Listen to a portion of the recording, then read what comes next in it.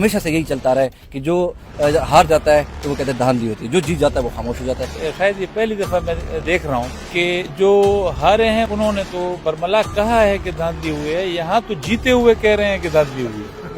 ہمارے وزیر اعظم صاحب کہتے ہیں کے پی میں دھاندلی ہوئی اور ہمارے وزیر اعلیٰ صاحب کہتے ہیں کہ پورے پاکستان میں دھاندلی ہوئی ہے، تو دونوں کا اس پہ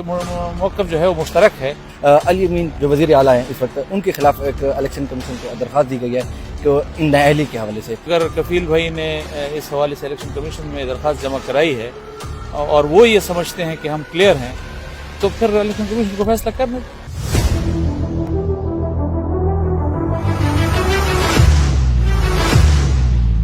السلام علیکم ناظرین، جاب ڈائریکٹ فیس بک پہ سے میں ہوں آپ کا میزبان عادل وقار۔ اس وقت میرے ساتھ موجود ہیں مولانا ضیاء الرحمان صاحب۔ NA44 پہ انہوں نے اپنے کاغذات منظور جمع کرا دیے گئے ہیں۔ سر اول تو تھوڑی سی ڈیٹیل بتا دیجیے گا، کاغذات آپ نے جمع کرا دیے ہیں،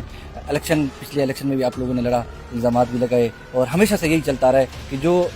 ہار جاتا ہے تو وہ کہتے ہیں دھاندلی ہوتی ہے، جو جیت جاتا ہے وہ خاموش ہو جاتا ہے، تو یہ سلسلے میں عادل بھائی بات یہ ہے کہ شاید یہ پہلی دفعہ میں دیکھ رہا ہوں کہ جو ہارے ہیں انہوں نے تو برملا کہا ہے کہ دھاندلی ہوئی ہے، یہاں تو جیتے ہوئے کہہ رہے ہیں کہ دھاندلی ہوئی ہے۔ اب جیتے ہوئے اگر وہ کہہ رہے ہیں کہ دھاندلی ہوئی ہے اور وہ پورے پاکستان میں تحریک چلا رہے ہیں، تو پھر آپ الیکشن کی شفافیت پر خود ہی آپ اندازہ لگا لیں کس قدر شفاف ہوئے ہیں۔ کوئی شک نہیں۔ اچھا یہ بتائیے کہ آپ کے یہی کینڈیڈیٹ جو کہ سابق کینڈیڈیٹ ہیں علی امین جو وزیر اعلیٰ ہیں اس وقت، ان کے خلاف ایک الیکشن کمیشن کو درخواست دی گئی ہے کہ وہ نااہلی کے حوالے سے کہ انہوں نے اپنے احساس چھپائے ہیں، ان کے مطابق یہ ہے کہ ہم تمام اداروں سے کلیئر۔ یہ اب بڑا آسان سا ایشو ہے۔ الیکشن کمیشن میں ایک قانون کا ایک پروسیس ہے، یہ قانونی ایک راستہ ہے جو کوئی بھی کینڈیڈیٹ جو ہے وہ لے سکتا ہے، اور اس کو لینا یہ اس کا جمہوری حق ہے۔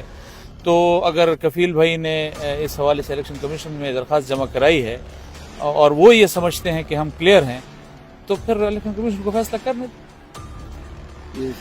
اچھا یہ بتا دیجیے کہ خواتین ونگ کی طرف سے اس دفعہ جو جمعیت علماء اسلام میں ہم نے ڈی اے خان کے لیول پہ دیکھا ہے، خواتین بھی آئی ہیں کہ جس طرح کے امبر نواب جس طرح کے صاحبہ ہیں، محترمہ ایڈوکیٹ صاحب ہیں، وہ بھی آ رہی ہیں کورنگ پہ، انہوں نے بھی کاغذات جمع کرائے ہیں، تو ان کے لیے بھی کوئی اسپیس رکھا گیا ہے پارٹی کے حوالے سے، کوئی ٹکٹ کا بھی ہے، یا وہی موروثی سیاست جس طریقے سے اس پہ الزامات لگتے ہیں اسی طرح آپ بھی وہی کام کریں؟ دیکھیں،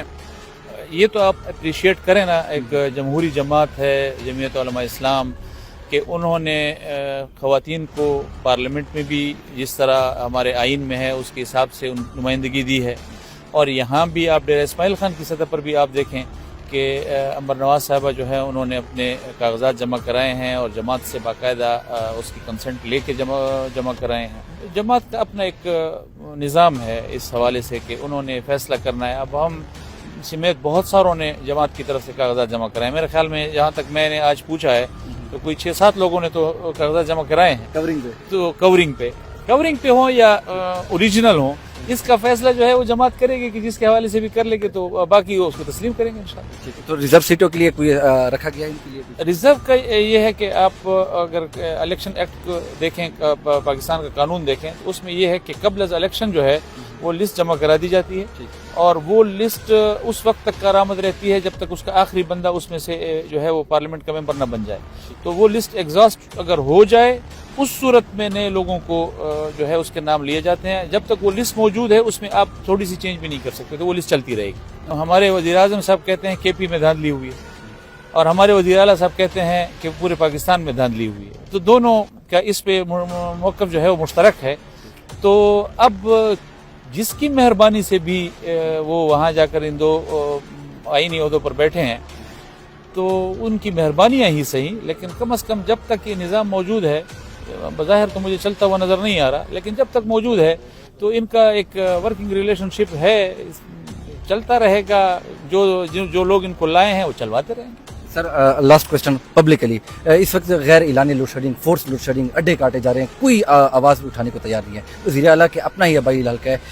وہ بھی بے بس ہو چکے ہیں۔ سر آپ کی طرف سے، آپ کی پارٹی کی طرف سے بھی اس کے اوپر ابھی تک کوئی صاحب موقف نہیں ہے کہ آخر یہ کیوں کیا جا رہا ہے، اتنی زیادتی کیوں؟ میرے خیال میں اس پہ سب سے زیادہ سخت موقف آیا ہی ہماری پارٹی کی طرف سے، بلکہ میں اس وقت آپ کے سامنے موجود ہوں، اس حوالے سے سب سے زیادہ سخت موقف اور اس حوالے سے اگر اقدامات کیے ہیں تو شاید جمعیت علماء اسلام نے، اور پھر اس جمعیت علماء اسلام میں یہ اعزاز اگر آپ مجھے دیں یہ کریڈٹ مجھے دیں تو میں نے اس پر کافی زیادہ آواز بھی اٹھائی اور میں نے اس پر اقدامات بھی کافی زیادہ کیے، لیکن اب اس وقت جو ہے اب آواز بھی اٹھائیں گے. ابھی آپ کو ایسا نہیں ہے کہ ہم نے آواز نہیں اٹھائی، پہلے بھی اٹھائی، ابھی بھی اٹھائیں گے، لیکن یہ لمحہ فکریہ ہے مرکزی حکومت کے لیے بھی اور صوبائی حکومت کے لیے بھی. اگر صوبائی حکومت وہ اس صوبے میں بجلی کا تحفظ نہیں کر سکتی جو تقریباً پورے پاکستان کو بجلی کی فراہمی میں سب سے بڑا حصہ دار ہے،